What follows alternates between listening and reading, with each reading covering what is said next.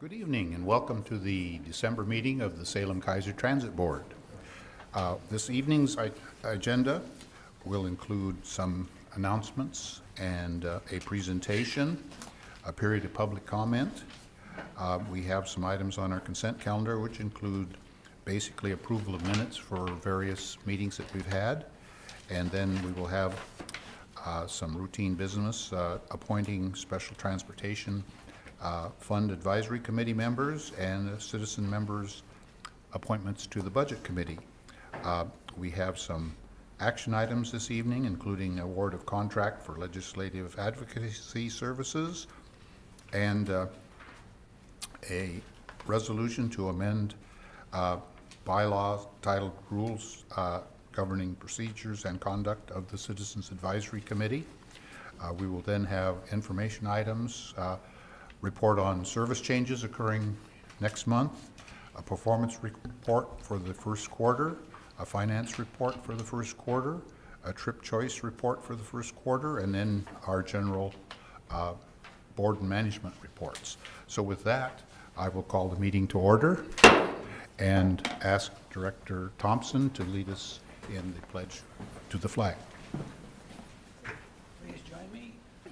I pledge allegiance to the flag of the United States of America and to the republic for which it stands, one nation under God, indivisible, with liberty and justice for all.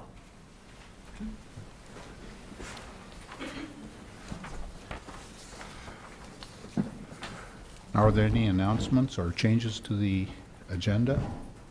If not, we will move ahead to a presentation. I'll call on our general manager to introduce that. Thank you. I'd like to ask Roxanne Belts, Trip Choice Program Coordinator, to please come up and make the presentation. Can you hear me all right from how far I am from the microphone? Mm-hmm. Yep. This work? Yep. Good. So President Krebs, members of the board, I'm pleased to be here tonight to acknowledge one of my colleagues on a recent recognition as an emerging leader with ACT's 40 Under 40. So ACT is the Association for Commuter Transportation. It's an international organization of leading advocates for mobility, commuter transportation, and transportation demand management. So Cherriots Trip Choice is a member of this organization. It's cutting edge. It's a wonderful networking organization, along with other professionals from various backgrounds and specialties, which include other transit districts, universities, rideshare programs, state DOTs, and private sector employers. So our association's collective mission is to improve the lives of commuters and to increase livability and economic vitality in the communities by enhancing our transportation systems. So as a member of ACT National, we are also a member of one of 12 statewide chapters, 12 local chapters. So our local chapter is called the Cascade Chapter, and that covers Oregon, Washington, and Alaska. So each year ACT recognizes 40 professionals under the age of 40 for their contribution to the mission and vision of ACT. And in 2017, Kiki Doman was nominated by several of her peers, and she was selected as one of ACT's 40 Under 40. So I'm very impressed with the work that Kiki has been doing with ACT, both nationally and locally, and I'm especially proud to have Kiki as part of my team. So with that, I would like to ask Kiki to come up. I want to publicly recognize her, as well as give her an opportunity to tell you about her role with ACT.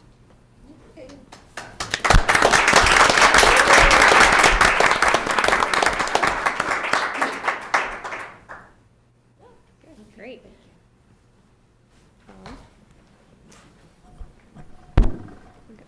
President Krebs, members of the board, first off, thank you so much for having me here tonight. It was an honor to be nominated for this award and accept it back in October, along with 39 other aspiring leaders in the transportation industry. So over the course of my membership with ACT, the past 5 years, I had the opportunity to complete and graduate from the ACT Leadership Academy back in 2014. I've had numerous experiences on Capitol Hill, meeting our state representatives and their staff. And I was asked to actually also chair the planning of the ACT International Conference that was held in 2016 in Portland, Oregon. And then when I came back from my maternity leave this past spring, I was also asked to co-chair the ACT TDM Forum.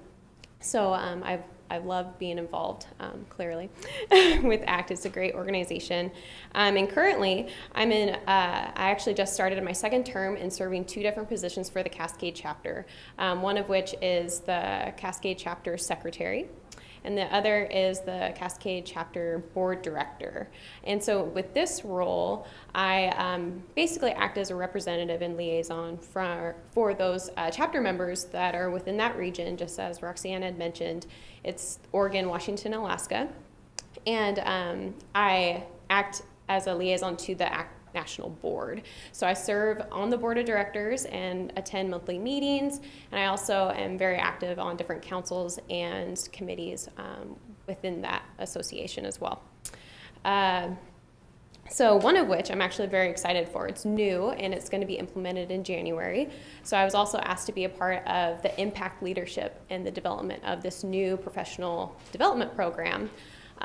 We kind of gathered different best practices for leadership development and professional development.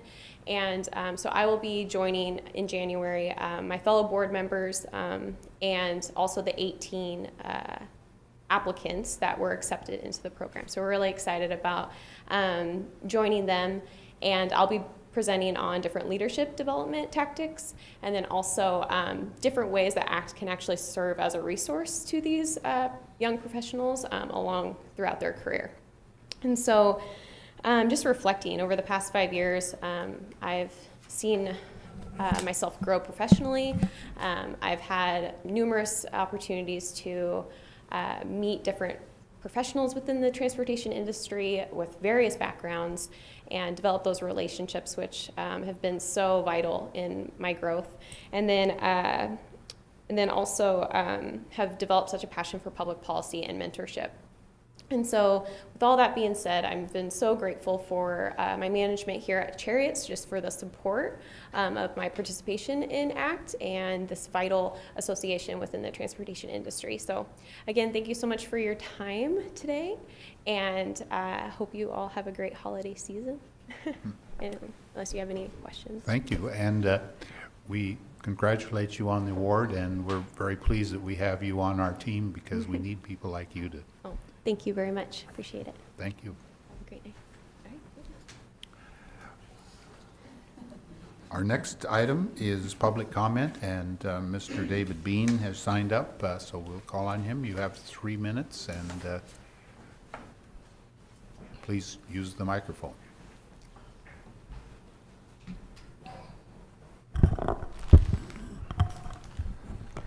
Thank you for the board to let me come here tonight. I want to say thank you for helping the disability people in the city ride the buses for the city for the transportation forum. Thank you very much for them.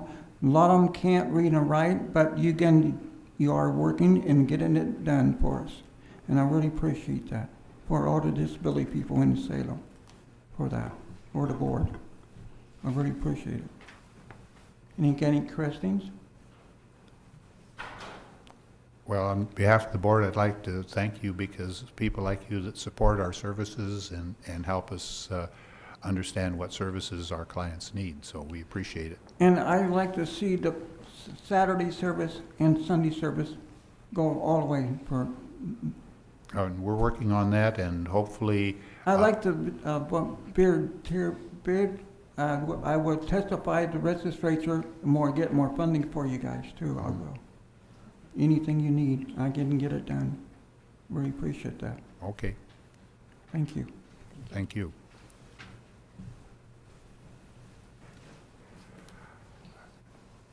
We've now are ready to take action on the consent calendar, and I believe there's one item that. Yes, President Krebs, I'd like to pull the minutes from the board meeting of October 26th. Okay, other than that, would you like to approve the consent calendar? Do we have a motion? I move that we accept or approve the consent calendar. With the exception? With the exception of B. Okay. Second. Been moved second. All in favor signify by saying aye. Aye. Opposed, same sign. Motion carries. And so the item B pulled from the consent calendar. Director Lincoln, you mentioned a change. Yeah, it's a minor change, but in the minutes, it's on page 17 of our packet, it's in the minutes, it's item H2, and it says that Director Lincoln attended the October meeting of the OTC where they considered funding scenarios, and actually that was President Krebs that attended the meeting and then brought the issue up for the board. It's been changed already, but. Okay, Okay, okay, so great. that's correct. So do we have a motion to approve it as corrected? I'll move to approve as corrected. I'll second that. Been moved and second. All in favor signify by saying aye. Aye.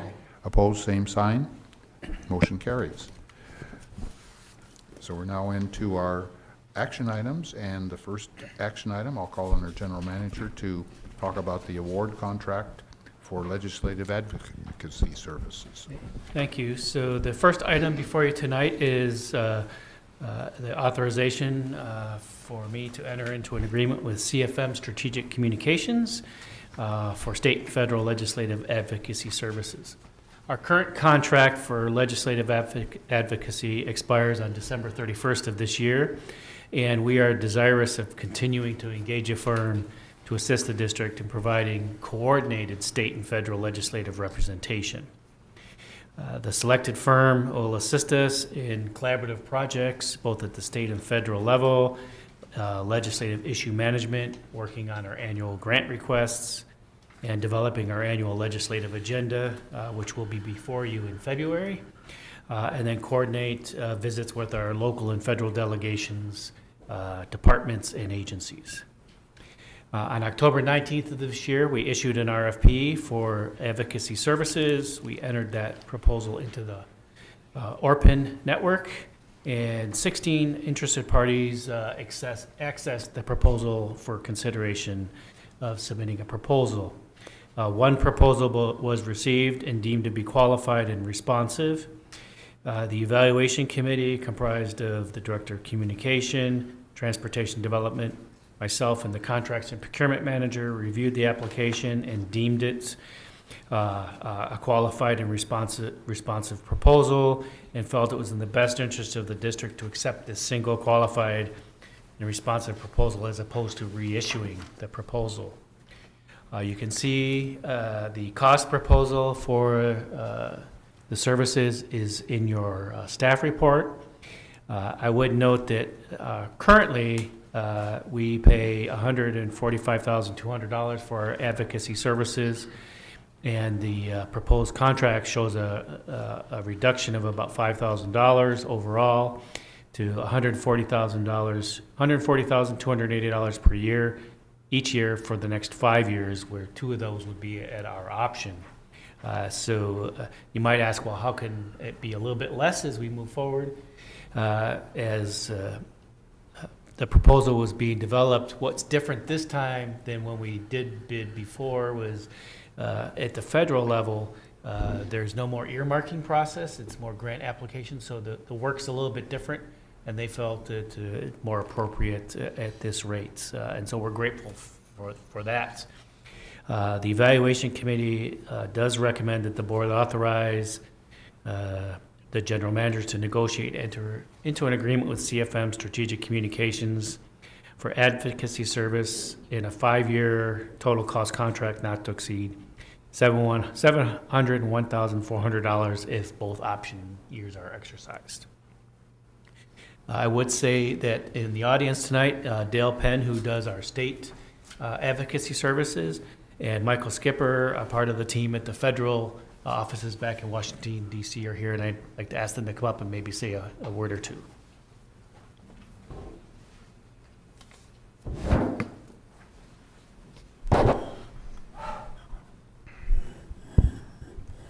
Thank you guys very much. Again, Dale Penn with CFM. CFM has had this contract with Salem Kaiser Transit since 2013. we are very honored to represent your interests both at the state and the federal level. I think over the last few years, we've had some amazing successes together. I think capstone at the beginning with the $3.5 million allocation or bond authority for this facility we're in right now. And then right at the end of last session, being successful in the transportation package, which we look forward to working on over the next few years and well into the future. So thank you very much for allowing us to hopefully continue that relationship going forward. Let me know if can you hear me all right? Again, my name is Michael Skipper. Just to reiterate what Mr. Penn said, we really appreciate this. We look forward to the opportunity. We really enjoy representing you in our nation's capital, and look forward to more success in the next few years. Any questions? We appreciate working with you too, and our partnership has created some great opportunities and has helped grow this agency, so we appreciate it. Yes, Director Bush. I just appreciate Dale's work in the past couple of years in learning, and specifically teaching me how all the details work and how the processes go together, and where, his place and our place and the relationships. So thank you very much for your hard work. Even as a newlywed, you just stuck right in there and went to bat for us, and appreciate it. Other questions? Well, we're glad that you made the trip from Washington, Mr. Skipper, and Mr. Penn. We're always happy to see you here, so thank you. It's a lot shorter trip for me. Yes. It is a long way. So, are we ready for a motion? Director Kelly? I move the board authorize the general manager to negotiate and enter into an agreement with CFM Strategic Communications, Inc. for state and federal legislative advocacy services for a period of 5 years at a not-to-exceed amount of $701,400. Second. Been moved and seconded. Any discussion? All those in favor signify by saying aye. Aye. Opposed, same sign. Motion passes. So, thank you very much. Mr. Thank you. Penn. Ready for our next item, which is Resolution 2017-13, amending bylaws governing procedures and conduct of the Citizens Advisory Committee. And I'll call on our General Manager. I'd ask David Trimble, our Chief Operating Officer, to present the staff report.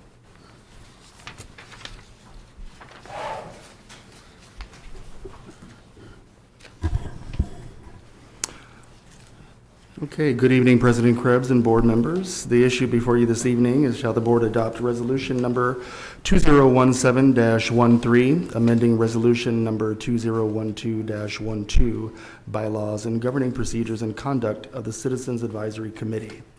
I do want to point out one small error. I think something was lost in the transcription, that the S is actually dropped off of the word citizens at several points throughout the memo, as well as the resolution. So staff will correct the resolution prior to the president's signature, if indeed the resolution does pass this evening.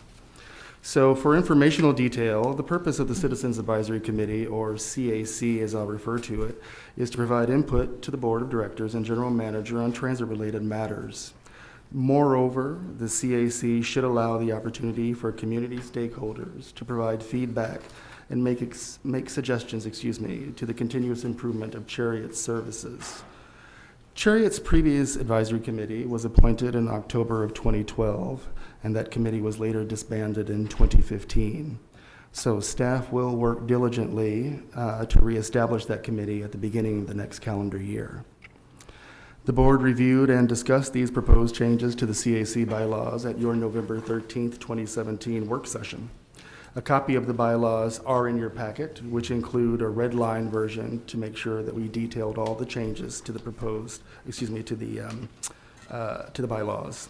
And there's also a clean copy for the signature. And as I said earlier, we will correct that copy prior to the president's signature. Directly put, these changes to the bylaws are intended to ensure that CAC membership reflects the larger community and has diverse citizen representation with regard to age, gender, race, disability, transit dependence, geography, and the commitment to participate in the committee's activities. So, staff recommends that the board adopt resolution number 2017-13, amending resolution number 2012-12, bylaws and governing procedures and conduct of the Citizens Advisory Committee. And I'll be happy to answer any questions that you have. Do we have any questions? Director Bush. Just for general clarification, this group is different from our Special Transportation Fund Committee, and it's also different from our Budget Committee. Although, can a person be on one or more of those committees at the same time? So, certainly a person could. So the short answer is yes. There's some flexibility to have someone on, for example, our STFAC, which is our advisory committee for state funds, as well as our Citizens Advisory Committee as well. Okay. And then another question, since the rules are being made for House Bill 2017, there's also another committee, advisory committee for that. So we have plenty of opportunity for the residents of our urban growth district boundary to participate in these discussions and decisions and helping improve transportation in our area. That's correct, Director Bush, yes. Okay. Mm-hmm. Other comments or questions? Director Lincoln. I'm sorry I missed the discussion on this, the work session, but I see that the representatives are going to be selected by 7 of them by the board members. Are we going to try to do it like we do the budget committee, where each district, each sub-district comes up with a representative? So, correct. At your January work session, we will sit down and so hopefully you can start thinking about potential representatives with diversity in mind, the aforementioned characteristics. So we'll be going over that process at the January work session. Okay, thanks. Mm-hmm. So, one more follow-up question. Thank you. So then, the people that we'd be looking for, we could start advertising within our circles of influence, saying, this is coming up, would you like to participate in that? So again, after the January work session, well, maybe even prior to that, not only will you have the opportunity, but we will have open applications for the remaining two members of the CAC as well. So yeah, if you have someone in mind and someone who's willing to roll their sleeves up and come help us make the service better, now's certainly the time. Thank you, Director Bush. Thank you. Director Kelly. One of the things that I would be concerned about is if we have meetings, if this committee has meetings during the business day, because that oftentimes would limit people who maybe are transit riders but have a full-time job from which they cannot easily disengage themselves. So has there been any thought given by staff on when they would be willing to have these meetings? Yes, Director Kelly, we have. So the first sets of meetings will be probably very similar to our board work sessions at 5:30 p.m. Subsequent to that, we would let the committee really decide what times would be best for them based on the makeup of the committee. So absolutely. Okay, because that way it may throw a net a little bit wider out there for people who can serve on committees. I was lucky when I was on my first transit committee because my boss let me go because he thought it was good for the community, but not everybody has that flexibility. Are we ready for a motion? Director Lincoln. I move the board adopt resolution 2017-13, amending resolution number 13-12, updating language and definitions of the current bylaws of the Citizens Advisory Committee. Second. Moved and second. Any further discussion?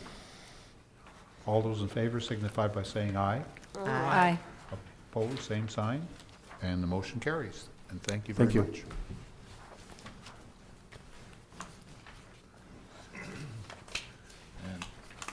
We're now going into our information items, and our first item is the January 2018 service changes. Okay. Matt Bergen's going to make the report, Transit Planner 2.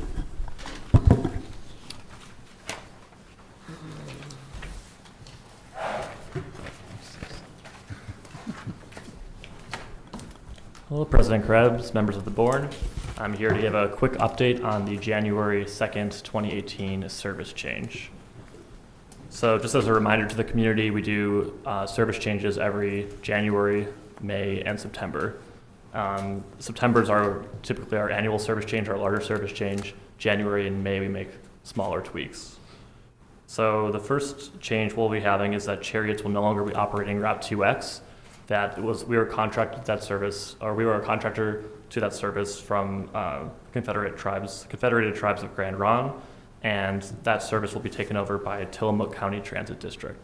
So I didn't include many details in the memo because they weren't finalized yet, but I can give you an update with more details now. So the 2X will actually be replaced by 2 routes. There's Route 60X, which will actually go from Greyhound and Amtrak, stop at our transit center downtown, go to West Salem, and then it goes to Grand Ronde and continues all the way over to Lincoln City. That'll run 3 times a day, 7 days a week. Then there'll be the 70X, which will start at our downtown transit center and pretty much stop at the same stops that the 2X used to stop at, in West Salem, Rick Rial, Grand Ronde, and that will be extended to, let me make sure I get it right.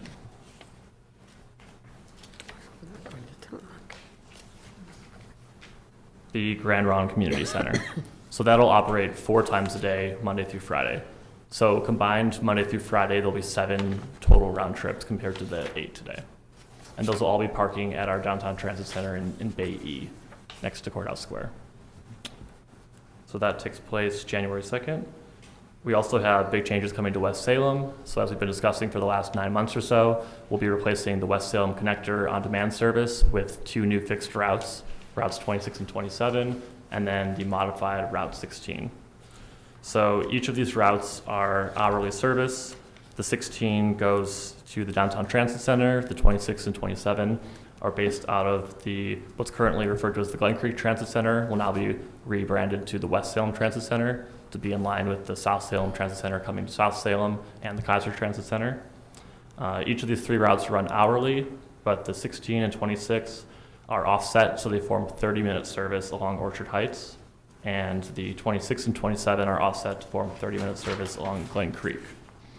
So the bus stops will start being installed next week and over the next 2 weeks, and the service will be launched.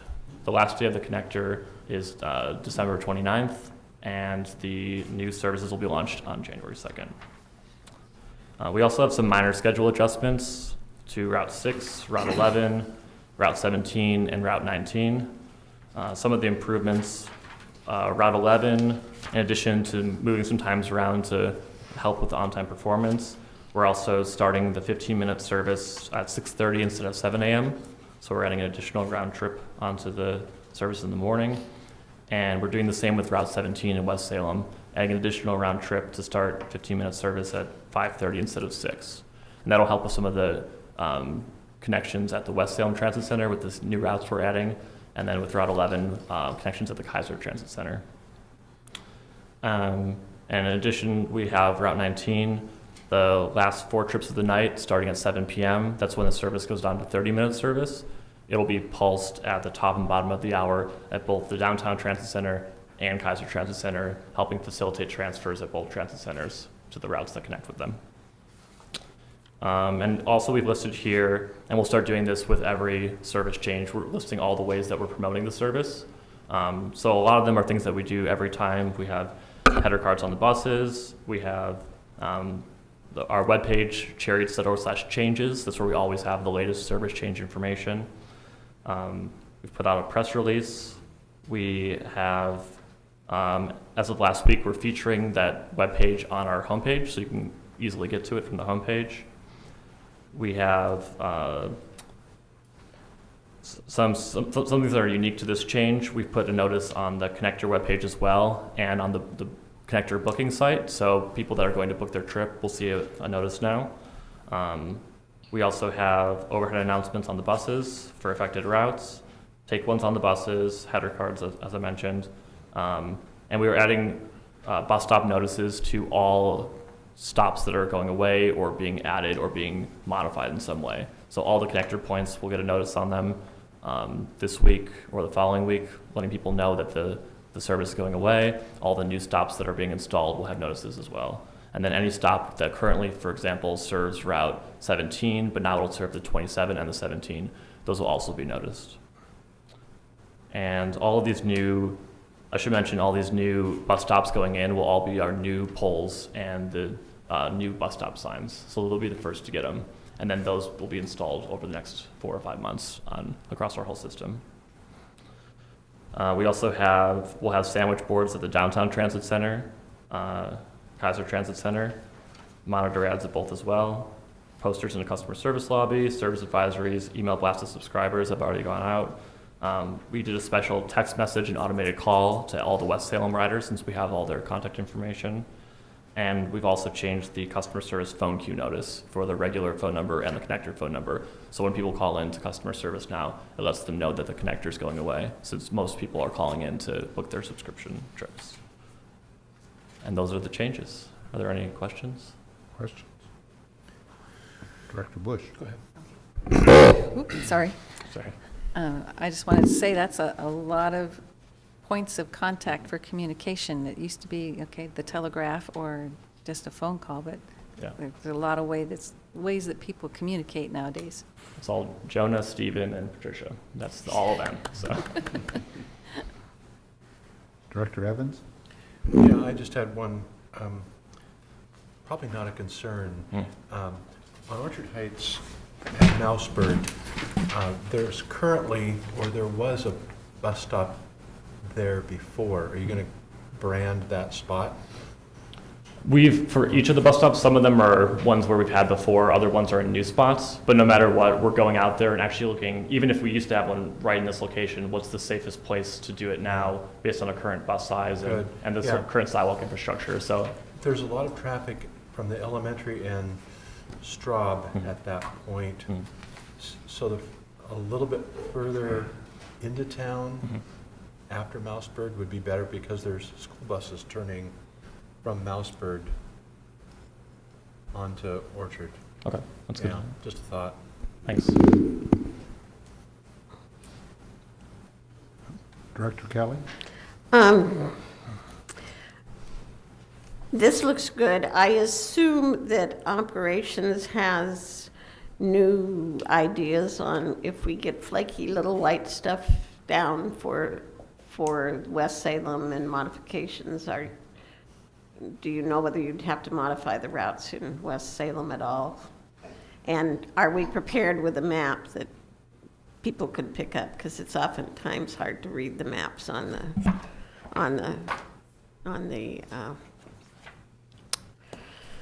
You're asking about computer putting or maps your for phone. the actual riders? Yeah. So we've printed out the foldable schedules for Route 16, 26, and 27 in particular, and then we're getting those over to the West Salem Connector operators to put on the buses physically. So they have a little take one that explains the changes and gives them the map that's in here that shows all three routes of the 17, but then they'll also have the individual schedules just focusing on each individual route as well. And those will also be available at the Downtown Transit Center as well.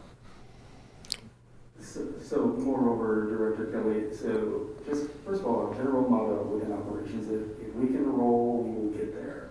Up until such a time where it's just simply not safe to do so. So it's a different landscape in West Salem. However, as long as we can keep rolling, we'll put the chains on the buses, and as long as it's safe to do so, we will run the routes. And I think on the major routes, the only concern I have is part of the Burley Hill little areas, getting on and off Glen Creek but just wanted to make sure that somebody maybe might have driven it or lives there or something and can make sure that we have something ready to go if we have a snow event, rather than trying to create a snow route in action. Because it affects usually a lot of the area that the buses used to serve in my sub-district when they were there. Other questions? Well, I think a lot of these things look very positive, and it's good to know that even though we're not operating the 2X, it's still available to our customers. And I believe the fares are the same. And now you can go all the way to Lincoln City from our transit station, which you couldn't do before, which is a plus. Yeah. There are slight modifications to the fares. So, for example, if you wanted to go to Rick Riel now, it would only be $1.50 each way instead of $3. So if you go to on cherriots.org/changes, for anyone that's listening, we have the schedules on there and what they call fare schedules, where they show the different prices. So you can say, I'm going from this stop to this stop, and it'll tell you exactly how much it costs per ride. Okay. Well, we appreciate the information, and we're looking forward to the improved service. So thank you. Yep. And our next item is our performance report for the first quarter. All right, thank you. And Jeremy Jorstad, Transit Planner 1, will make the report. Thank you. Good evening, President Krebs, members of the board. I'm here to present the fiscal year 18 quarter 1 performance report. This report will compare data from July through September of 2017 with data from July through September of 2016. Thank you. We'll start with changes by service. So starting with the Cherriots local bus service, we see revenue hours per day have increased 2.4%. That increase comes from the January service change. In order to increase reliability, we added revenue hours. We see revenue miles per day drop, slight increase of 0.5%, and boardings per day increase 4.3%. This is also due in part to the January service change. Those changes increase our on-time performance, which therefore increased reliability, and therefore increased boardings. Next, we'll look at Cherriots regional service. We can see that revenue hours have dropped 6.9%. This decrease is a result of the May regional service change, redesign actually, and part of that consisted of the introduction of fixed routes and the elimination of deviated routes. And this change also affected our revenue miles per day on our regional service, which is down 3.8%. Boardings per day were also down 13%, continuing a trend that we've been seeing on regional express routes. Next up is our Cherriots Shop and Ride. On the bottom, you'll see boardings per day have increased 15%. However, that translates into 5 boardings per day on average. And due to the demand responsive feature of this service, increases in boardings have resulted in increases to revenue miles per day and revenue hours per day. And finally, we'll look at Cherriots Lift. Cherriots Lift saw increases to revenue hours per day and revenue miles per day. That is due to adding additional vehicles during the peak periods to help with reliability. Revenue hours were up 2.9%, while revenue miles were up 9.8%. Boardings per day saw a decrease that has been a constant on Cherriots Lift for the last 2 years. So that's a look at the changes by service.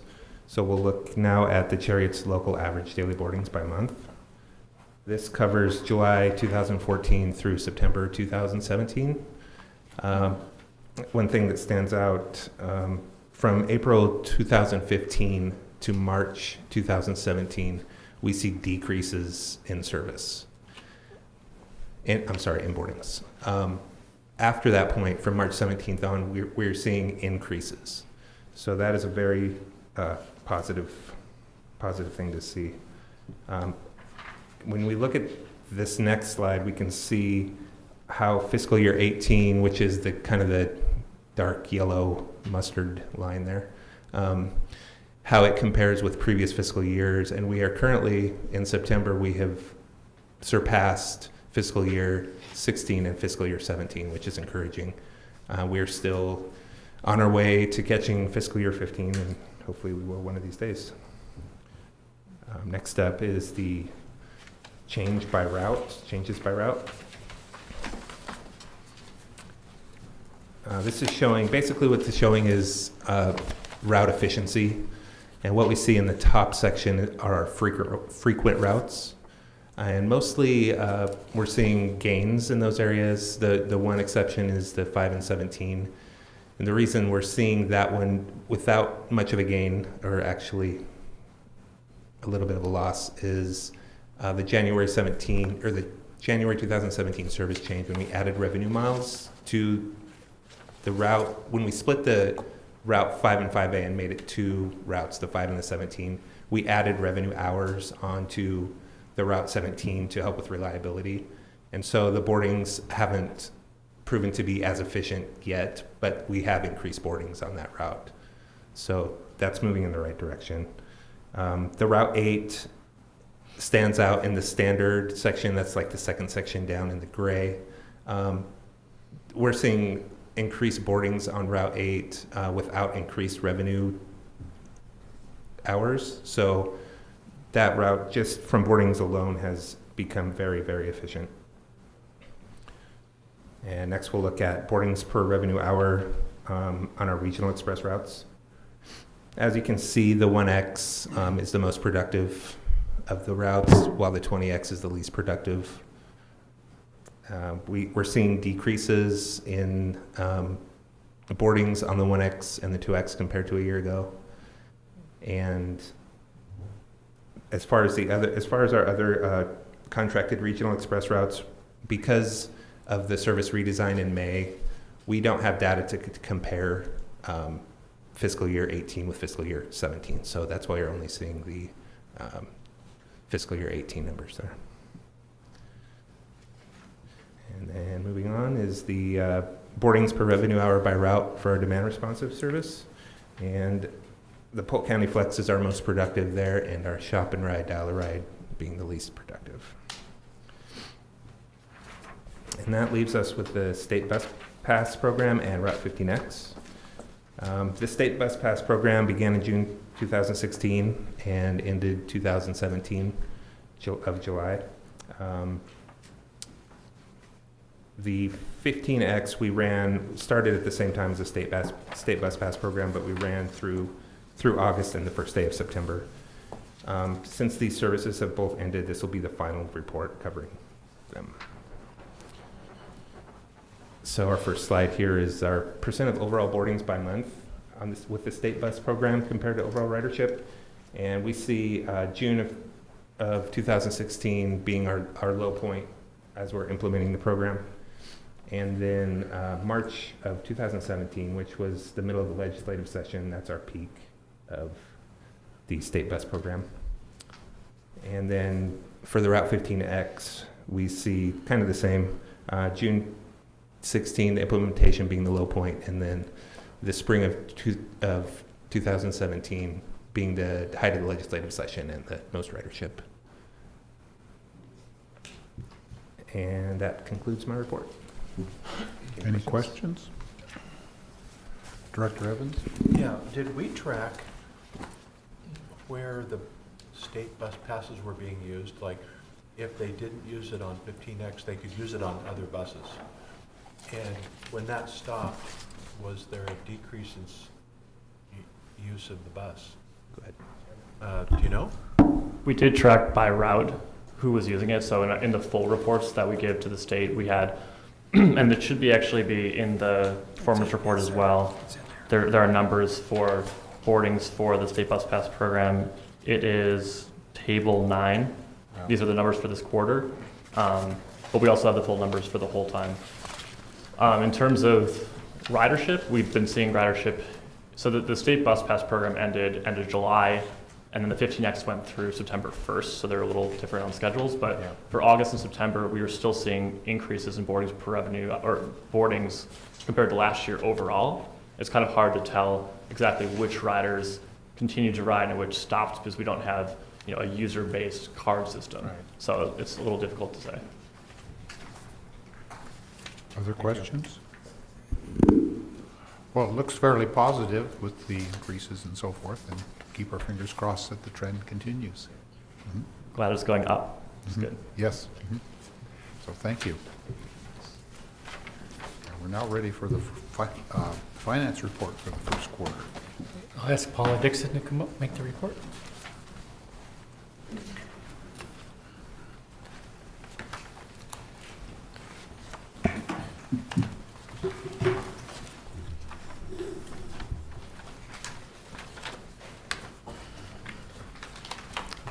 President Krebs and members of the board, I'm here to present the first quarter financial report. It's for July 1st, 2017 through September 30th, 2017. And the first chart I want to look at shows the overall budget.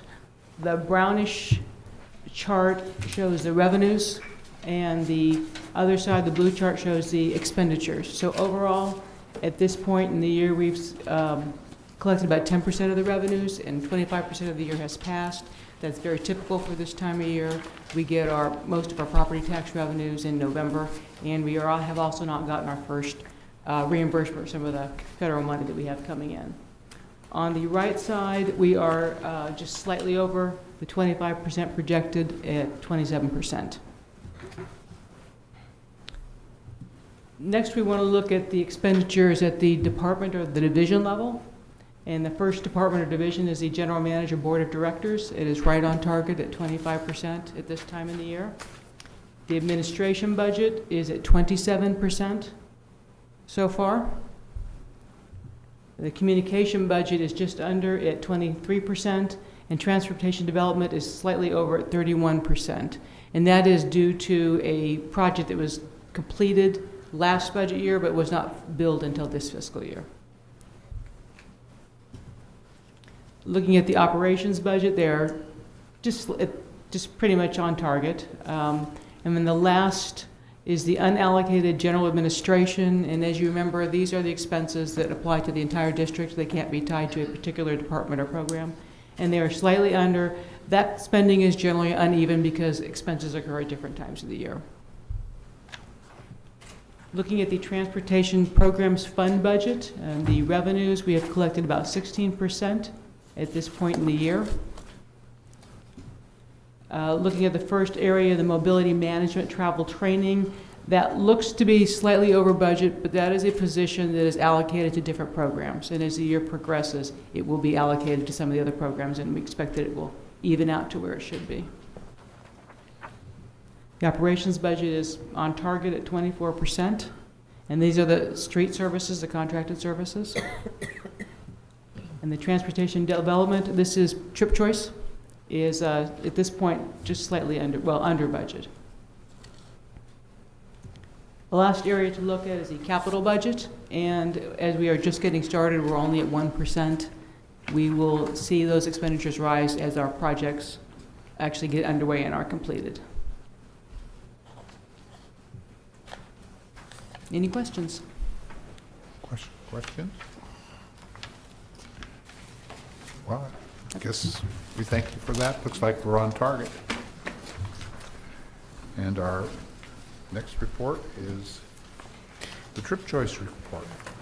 We'll ask Roxanne to please come back up.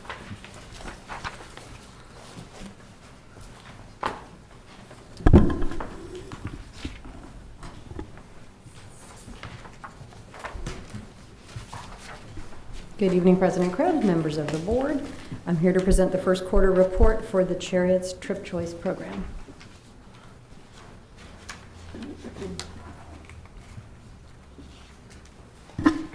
As I always start with, I'd like to talk about the total number of users in our ride matching database, Drive Less Connect. Quarter by quarter, it's become very steady. That's really something we want to see. We want to see some growth, but over time, I'm glad that the numbers are staying pretty steady in the 4,000s. New users, we always see a really nice uptick in the first quarter because of the Drive Less Challenge, which I'll talk about a little bit later. This is a nice healthy spike. in the number of new users in the first quarter. And I always like to talk about match results. This is when someone enters their name into the database, they can run a match request, and they can run for a list of ride matches, and we track that information as well as how many people actually send a request to someone for a ride match. So again, first quarter, those numbers tend to be higher because of the Drive Less Challenge. So what that means is people are entering their information and they're also looking for a ride match. It doesn't mean they're just entering because there's a cool prize that they might win. They're actually looking for a ride match too. So that's always good news. I want to talk about some of the events that we had in the first quarter. I think many of you are familiar with Open Streets Salem. It's a free community-sponsored event, sponsored by the City of Salem along with a number of other sponsors. The intention is to promote healthy activities, great opportunities within the neighborhoods, way for people to get out. It fosters civic pride, and then, of course, highlighting some local projects. This year, it was held in the Grant Highland neighborhood, and I know a number of our board members attended, which I was very happy to see. Certainly, there's lots of activities. There were parades and bike rides, dancing, some very traditional dancing, as well as some very entertaining hip-hop break dancing, which I didn't know people still did break dancing, so it was exciting to see. From my perspective, I think one of the highlights was the bike helmet giveaway. We worked with the Salem Fire Department. They donated 50 bike helmets. They brought the fire truck out. You can see the line of people waiting to get those kids' helmets. We're so happy to see parents out there, kids that got a new helmet who turned to their mom and said, now you need one. So it was a pretty awesome thing. And then all the firemen helped fit the helmets, made sure the padding was right, made sure the kids knew how many fingers they were supposed to have through the strap to make sure they fit properly. The other part of our participation was our bike helmet demonstration, where we learned about this type of event from our colleagues in Bend, and they suggested we try this. You go out and we buy some used bike helmets at Goodwill, and we strap in nice ripe melons, and you drop the bike helmet from a ladder, as my colleague Misha O'Reilly is doing, and then you take the melon out and you show people the melon has no damage. Take the same melon, drop it without the helmet, and it goes splatter everywhere. Very, very popular with the kids. And we did probably about 20 of those demos during the day. So something that's very important at these kinds of events is talking about active transportation. While I said there were parades, there were also people with things like people that ride longboards. There were folks with trailers showing how you don't have to just, you can take things on a bicycle. You don't have to think, well, I can't ride a bike because I have something I need to carry. So this gentleman had a trailer showing how easy that is. Lots of parents with their kids. And, when we asked about the event, Sam Skillern gave it an enthusiastic thumbs up. So we're very happy he attended. Another event, as I said, was the Drive Less Challenge that runs, it ran through the second half of September this year. It's a statewide challenge, and the idea is to get folks to use any mode they can other than driving alone, and then to track those trips in the Drive Less Connect database. So we're happy with the local participation, and as you'll see on the next slide, we had quite a few people trying all kinds of transportation options. So we had a little over 206,000 miles logged just in those 15 days, 181 new participants that had never done one of the challenges before, and then 821 regional participants that either had done the challenge before or they were already in the database and said, yes, I'll try it too. And then you can see the number of trips that were saved, and all of that adds up to a significant amount of CO2 reduction. So we're always happy to participate in that. It is a statewide challenge. Hopefully next year when it comes up again, we'll increase participation. So with that, I am happy to answer any questions you might have. Have any questions? No, we're very pleased with the, excuse me, Director Rogers. When's the next challenge? The next challenge will be in September next year, around 2018. Okay. Yeah, we'll definitely promote it.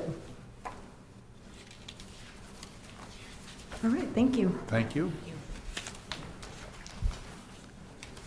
And we're now ready to have our reports, and we usually start with our committee assignments, and so I'll call on Director Thompson for the first one, which is the Special Transportation Fund Advisory Committee. Yes, we had one in November, and it mainly concerned the application of a couple of applicants for the committee, which were in our consent calendar, so that the two have been appointed as of tonight. Next meeting's right after the first of the year. And I'll call on, the next one is the Mid-Willamette Area Commission on Transportation, Director Kelly. We met this month, and we had a discussion on the STIP as well as presentation from aviation, because aviation received new funding by increasing both the gasoline and the av fuel tax in 2015, and so they're distributing some of that money out to airports for projects. And it's a little bit like Connect Oregon, but we don't really have as much of a hands-on as with Connect Oregon. One of the concerns that I have in the aviation world is a fair number of the airports do not charge landing fees to people. And so that, to me, coming from a transportation background where I sold airline tickets and I knew that the airliners got charged landing fees, I think that that's something that the aviation community needs to start thinking about, and maybe setting the fees consistently across the state airports and the municipal airports for the type of vehicle that is landing, I guess, airplane that is landing. A private small plane versus a fairly large commercial jet. Salem does not charge landing fees and has quite a few corporate jets that land at the airport. So I made that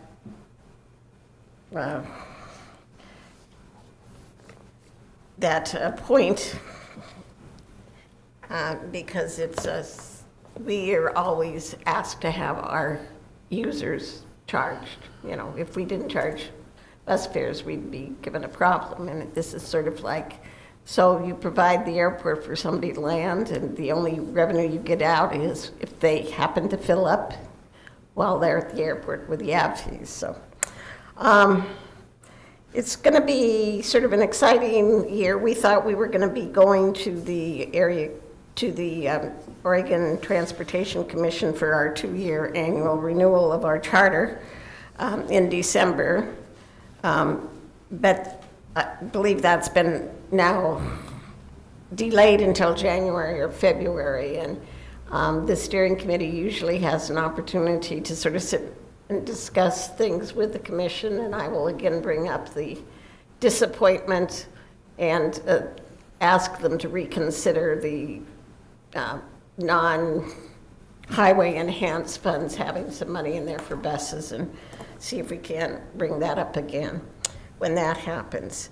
The steering committee is going to be meeting, the area commission is not going to be meeting, but the steering committee will be meeting the first Wednesday or Thursday in January to discuss a proposal to support some wording as an act in the Transportation Fix-It bill that Representative Noble, who is from Yamhill County, provided. And we had a fairly robust discussion, but didn't come to any conclusions. And so as a steering committee member, I'll be meeting with the other 4 people on the steering committee for that. So the STIP is always with us, both the current STIP and the proposed STIP, and so that should be taking up quite a bit of time in the near future. And that is the State Transportation Improvement Plan. I shouldn't have used an acronym for it. And it's the document that the state needs to put together that includes all projects that receive federal funding. So it was a good meeting. Thank you. The Mid-Willamette Valley Council of Governments, and I'll call on Director Thompson. Yes, I attended my last official meeting of the Council of Governments, January. President Krebs takes over as the representative on the COG board. And I also attended the executive committee meeting. I'm finishing my executive committee assignment. I have a couple more loose end meetings to finish, and then I'll be totally off of that. We had at the regular board meeting, we had the League of Oregon Cities and the counties and the schools come and talk about some potential legislation in the short session, and it really was sort of interesting. It wasn't anything to do with transportation in their presentations, at least. We did talk about it a little bit, but not really much. We did elect new officers for the coming year, and Kathy Clark will be taking over as president, or as chair of the committees in January. And we also decided on the dues increase for the year, so you'll be seeing that. And it was a wonderful experience being on that, and especially the executive committee and chair during the year I was. So I'm going to miss that, but I'm sure you're going to enjoy it. Thank you.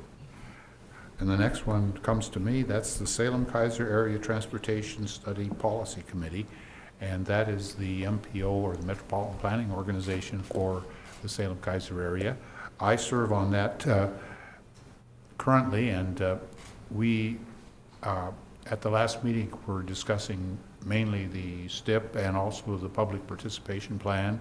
And then we had some minor things with local projects, just updating our local STIP or Transportation Improvement Plan. And our next meeting will occur in January. And this was my last meeting, and Director Lincoln will be, as I move over to the COG board, Director Lincoln will be taking over as the board representative on the SCATS committee. It is a fun committee because we are working on all of the transportation issues in mostly the metropolitan area, which is it's a little larger than our district, but we deal with the highway and the transit and everything that goes on here. So it was a lot of fun serving on that committee, and I served as vice chair. I'm stepping down now, and will just become a board member on the COG board. And the next SCATS meeting is scheduled for later in January. And with that, the Oregon Metropolitan Planning Organization Consortium, I also represent the board on that, and the next meeting is scheduled towards the end of January. I think it's January 19th. It'll be held here in Salem as a preliminary meeting to the legislative session. I think that covers all of our committees, so I'll call on our general manager for his report. Thank you. I just have a couple of items to report. So on Tuesday, I attended several meetings, and Director Bush was there also, and I'm sure she'll report on it also. So in Tuesday morning, the Oregon Transit Association board met, and we had most of the meetings talked about the Rules Advisory Committee activities. Because we had the official meeting in the afternoon, so the meeting number 3 of the Rules Advisory Committee this is for the HB 2017 money. So the meeting, we're right in the middle of everything. We're making, I would call, slow but steady progress. There's still some important questions to be answered, such as where is the payroll tax end up? The employee's home county or the employer's county? I thought that would have been answered by now, but it isn't. Then it's the getting some guidance on how to distribute what we'd call, for us, in-district and out-of-district share of the revenue for Marion and Polk counties. But the good news is we're probably at 98% complete on what the composition and requirements of the advisory committees will be. So we can start really beginning that work, and actually beginning with the January work session, you can plan on every work session having a standing agenda item on HB 27 service enhancement activities. So I'll go into much more detail on what we talked about Tuesday there, and I'll have handouts for you. But that's when we'll start really talking about getting that committee together so we can start getting ahead of the process. And then that evening, I attended the 4th meeting of the City of Salem's Transit Committee. This is actually it was a pretty good meeting because most of the meeting was spent brainstorming possible actions the city could do to help transit as both an employer and as the local government entity. And so we're compiling a list. We should have it for the work session, and I'll share it with you then. From simple things like being an employer participant in the employer bus pass program for the city. I think that's going to happen with the next budget year. To some of the things we already knew as part of their strategic plan, looking at land use, ways to better land use, updating our IGA, and some other activities. And we'll go over that at the work session. So I think safely say we've moved from the educating the committee members about transit to the discussing on what the city can actually do. And so it was a pretty good meeting this time. And then the last thing is we have hired our director of finance. He'll be here sometime in January. Well, actually, he's probably here right now, house hunting. He's flying in today. He is the current director of finance for Memphis Area Transit Authority in Memphis, Tennessee. But he's a Northwestern person. Prior to that, he worked at Sound Transit. And prior to that, Washington State Ferries. He's also worked at a couple other transit agencies and was the budget director for Southern Oregon University about 12 years or so ago. So he brings good finance and transit finance experience. So we expect him to be on board mid-January sometime. That concludes my report. Thank you. Well, I had a number of things happening other than the regular board meeting and work session. I attended 2 chamber forum lunches and very interesting speakers, but one of the things that I noticed, we need to ask intelligent questions when we have guest speakers, because one of the questions asked to the speaker last Monday ended up as a front page article in the Statesman Journal. So I thought that was good question. I participated in 2 age-friendly city planning group meetings, one making a presentation on transit services in the area, and then last night we had a meeting trying to pull the program together and figure out how best to get input on the various issues that we're addressing. I attended the Democratic Forum on Healthcare in Oregon, and the issue coming up in January where we vote on whether to have a health program with our option number 101, I believe it is, and that'll be coming up. People get a chance to vote on that in January. I attended several neighborhood association meetings and mainly talked to them about the possible time when our service will expand to Saturdays and evenings and so forth, which would probably be January of 19 at the earliest. I attended the Mission Mill opening of the Salem Firefighters 150th anniversary event, and I attended that as a member of the board and also a member of Mission Mill. And I was involved in the ribbon cutting at the event that Roxanne Rolls headed up for us at the Gilbert House, where the transportation program, little play area for kids so they learn about transportation, and it's sponsored not only by us but by several other businesses and organizations in the community. I attended an orientations meeting and also the December meeting of the Mid-Willamette Valley Council of Governments, as I'll be taking over for Jerry.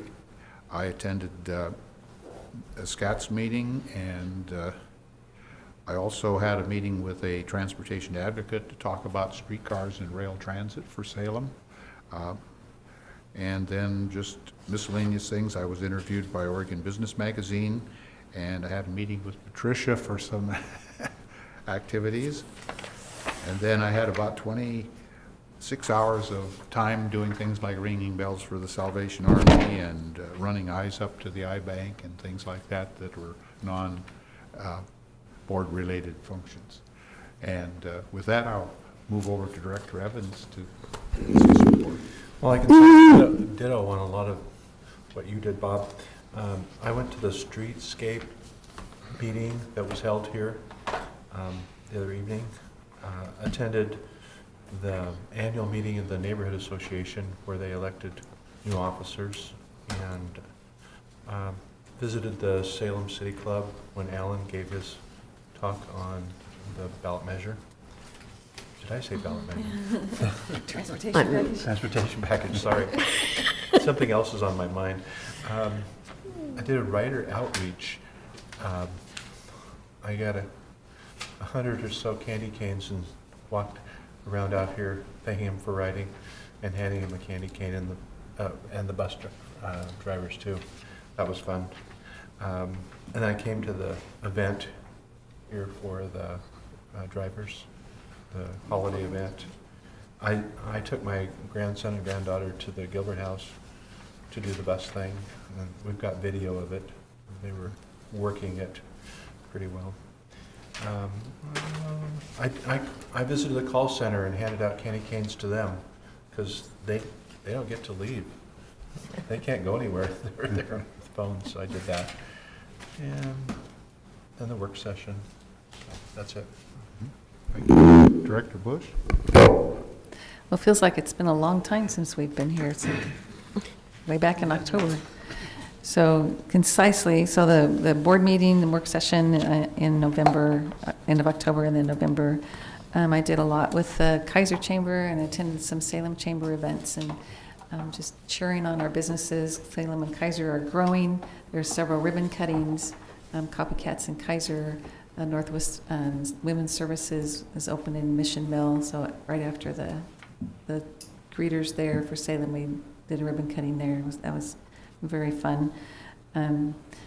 One of the greeters was at a children's dentistry, Acorn Dentistry in Kaiser, and they have some very innovative ways to get children interested in taking care of their teeth.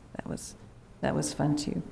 I attended the Kaiser City Council meetings and coffee with Kathy. Kaiser Parks Board were part of the prioritization process. They just passed, City of Kaiser just passed 2 new fees, one for police and one for parks. And so my husband and I were part of the discussion of which park do we go work at first and what amenities need to be added or fixed or improved upon. And also I was able to be part of the growth management discussion for the urban renewal possibility changes for Kaiser. They received a grant to talk about that. So as part of our being a member of our neighborhood association, there were several people from the Greater Gubster neighborhood and West Kaiser and our Southeast Kaiser neighborhood association in our group. And then they had the counselors in another group. So we all gave some input on what's important in transportation for our city. Now, our Southeast Kaiser Neighborhood Association has changed dates. We'll start meeting on the first Thursday of each month, starting January 4th at the City Hall. I helped with Weddell Elementary's Wolfie Awards. It's a reading program, so when the children meet their reading goals, they get to have a party, which sometimes is they get cookies. But I asked Patricia if we could bring a little trinket from Transit. So she gave me a bag of 300 of our blinky lights to give out to the kids and saying, congratulations on meeting your goals. And the whole gymnasium or cafeteria was blinking blue at us. They thought that was great. I attended the Salem City Club. I also was able to attend the Marion County Reentry Initiative breakfast the first part of November, and learned how getting involved in other people's lives makes a big difference and helps people to improve. I attended Ron Wyden's town hall. Mayor Clark mediated that one. Lots of good discussion there. A lot of topics were brought up. Alan mentioned the Stiff Rules Advisory Committee and the Salem Transit Committee meeting, and sitting and observing and listening to the conversations and hearing positive comments about public transit and Cherriots. And yes, we're going to get Saturday back. I want to help. What can I do to help? And how? And what do you need from us? And just talking that up. And everybody's looking forward to it. I went to the Expo Negocio, which is the Latino Business Alliance business event of the year, and watched 2 young women receive some great scholarship money for their work and improvements in their lives. So that was fun. And a lot of other volunteers hours. There's another play going on for Salem Kaiser Inspirational Teen Theater, which I'm part of. So I get to run and practice tonight when we're done. And that's all. Thank you. Director Lincoln. Well, I was out of town for some of the last couple of months, so I certainly don't have a list like Colleen does. But I did attend the demo forum when they talked about, they had a speaker who's trying to get a handle on the homeless issue, and it's a huge issue, but maybe there's some light at the end of the tunnel. Went to a couple of Salem City Club meetings and really enjoyed Alan and Paul Evans' discussion of House Bill 2017. Did a good job. I've met several times with different one-on-one and one-on-3 or 4 folks that I know who are interested in transportation and transit planning in Salem, and just been taking notes and getting an earful from folks who have a lot of ideas. So that's good. I think it's a start on what, we're going to get more information as we start working on what we're going to do with our new transit money. Attended the SCATS meeting and actually sat at the table. And I'm looking forward to that. That is going to be a good committee to work on. Interesting issues and interesting people there. Attended the holiday luncheon here, which was really nice, really a nice event, and good food and good company, and it was very, very nice. Went to the Gilbert House event to see the little play bus and the train and stuff. Those are, I think they're going to be really popular. That was a good idea. And started still reading to my little smart kids. Some of them aren't so smart yet, but they're getting there. That's about it. Thanks. Thank you. Director Kelly?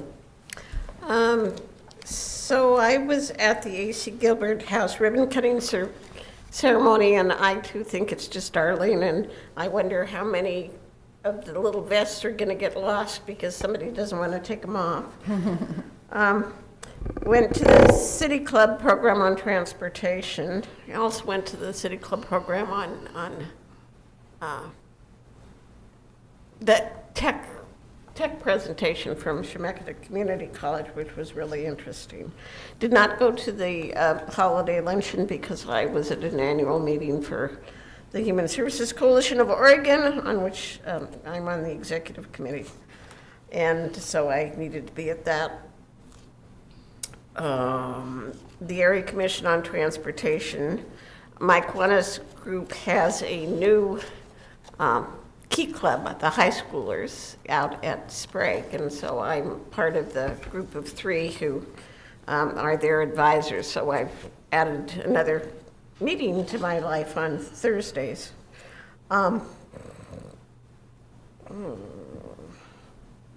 Went to the demo forum on Measure 101, which is a referral of legislation that was passed to fund the Oregon, parts of the Oregon Health Plan, and that is very important to many of our clients, and many of it, lots of people in the state. To have more people covered, it helps everybody. And it will be on the ballot January 23rd, but the ballots go out the 3rd of January.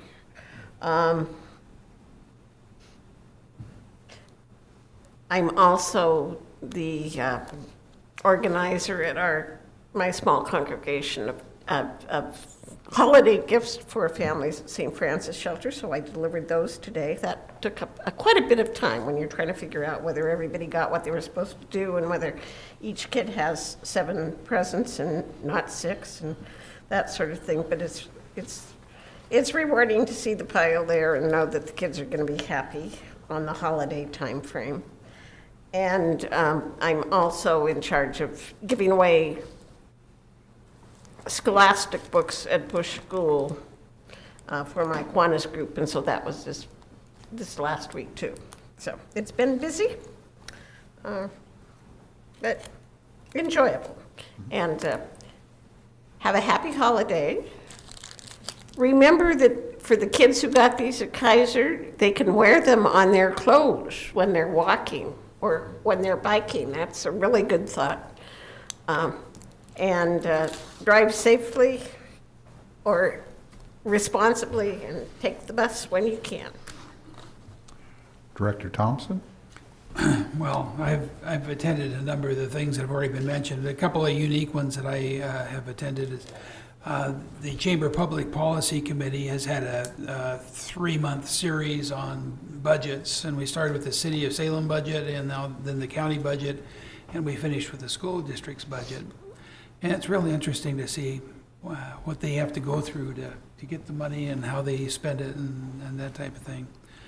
I attended a couple of SEDCOR meetings. The last one was on cybersecurity, and that was quite interesting. I do a lot of volunteer stuff too, but I won't go into that. Thank you. Director Rogers? Well, we've got NOLA, Elna, and Northgate. They're running strong and they're growing, and they're even wanting to bring Marion County neighbors into the associations, even though they're focused more on city. They want them to be a part of it. There's more people for me to contact and get to know. And of course, the work session, which is very informative. I thought it was very well done. Let's see. We've got the Kaiser Light Parade that I was able to get on the bus with a number of other people. We had a wide variety of ages, little itty bitty babies and old geezers like me. And my 3-year-old granddaughter had her nose right up there to the window, waving at everybody for a whole hour. I could not believe it. She was as fascinated with all those people waving back as they were with all these bright lights. And I forgot that I had my lights, the little blinking light and the hat and the bell. And so, of course, Margot and I went to eat afterwards at Taco Bell. And so there I'm standing in line with light flashing like that, her light flashing, and people are kind of looking. So for some reason I felt the need to say, well, I'm from transit, I'm on the board, we were in the light parade, and they said, oh, you're on the board. Well, we ride the bus all the time. And there's that conversation right there. I had 7, 8 people looking, some communicating. Nobody had anything bad to say except, we can't wait for Saturday service. And that's what I hear. And I can't wait for Saturday service too. I mean, I'll be able to ride the bus a lot more because otherwise I'm working Monday through Friday. And that's it. Some of the associations are not meeting this month, too close to Christmas. But, just keeping up the fight, letting people know what's going on. So, Merry Christmas to everyone. Thank you. Well, that concludes our reports. Do we have anything else for the... And I'd just like to wish... Oh, excuse me. I just have one thing. Yes. If folks have not gone to the Capitol to listen to music from 10 to 2, check the schedule online, but it's fantastic music from all around our community. It's really worth going to. Thank you. Merry Christmas. Merry Christmas. Happy holidays. Then I think the board will close by wishing everybody a Merry Christmas and a Happy New Year, and we'll see everybody next year. 2018. And with that, we will adjourn. Happy Hanukkah and Kwanzaa. Kwanzaa. and happy Hanukkah.